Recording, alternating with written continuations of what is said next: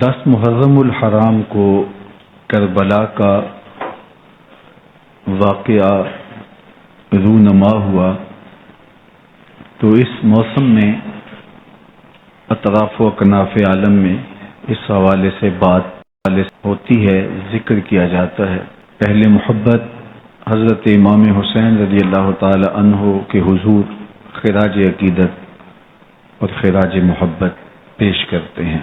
یہ حق و باطل کا معرکہ تھا، جھوٹ اور سچ کا مقابلہ تھا، ظلم اور عدل کا ٹکراؤ تھا، خیر اور شر کی لڑائی تھی، دو نظریات کا تصادم تھا۔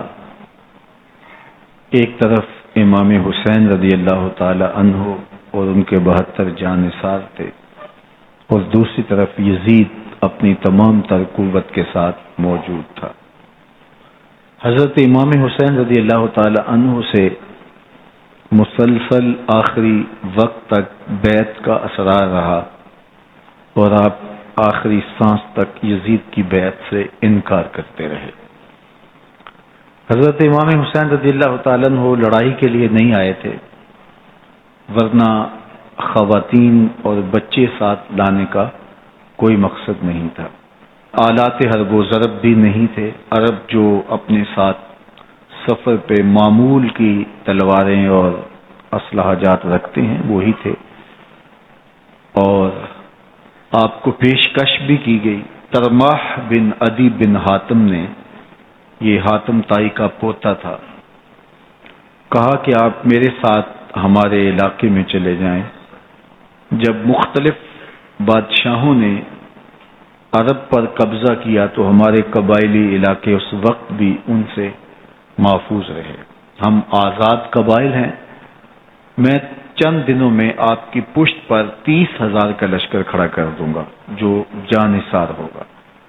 لیکن حضرت امام حسین رضی اللہ تعالیٰ عنہ نے ترماح بن عدی کی اس پیشکش کو قبول نہیں کیا اور آگے بڑھے۔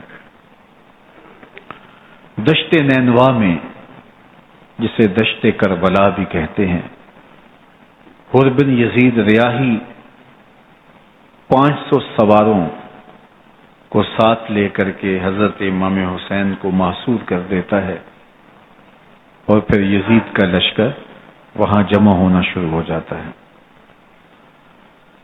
22,000 یا 30,000 کا لشکر امام حسین رضی اللہ تعالی عنہ کے اطراف میں لگا دیا گیا۔ 3 دن تک اس خانوادے کے لیے پانی بند کر دیا گیا۔ پانی کے بغیر تو انسان کی زندگی معطل ہو جاتی ہے، اور 3 دن کی مسلسل پیاس، اور پیاس میں بلکتے 6 ماہ کے بچے، خواتین اور بوڑھے۔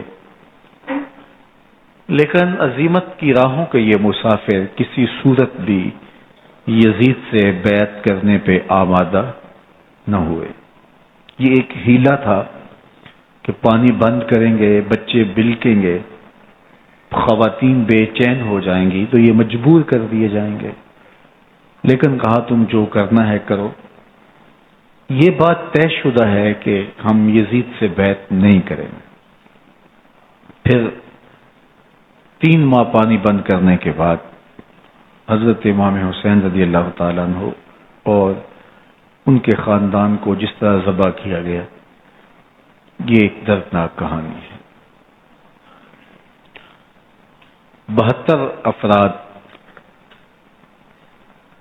کربلا میں شہید کر دیے گئے۔ اہل حق کا یہ قافلہ بھوک اور پیاس سے نڈھال تھا، لیکن عزیمت کی راہوں کا یہ مسافر سرنگوں نہیں ہوا اور یزید کے ہاتھ پہ بیعت نہیں کی۔ امام حسین رضی اللہ تعالی عنہ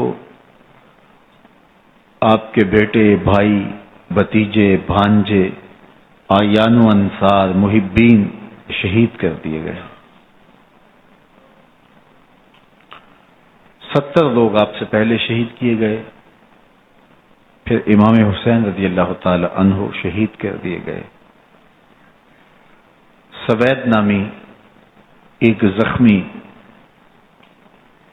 وہ چھری لے کر کے حملہ آور ہوئے اور وہ بھی شہید کر دیے گئے. یہ کربلا کے آخری شہید تھے جو حضرت امام حسین کے بعد شہید ہوئے. لیکن ان کی خون آشام تلواروں کی ابھی پیاس نہیں بجھی اور ان کی آتش غیظ و غضب ابھی ٹھنڈی نہیں ہوئی. شمز الجوشن حضرت علی اوسط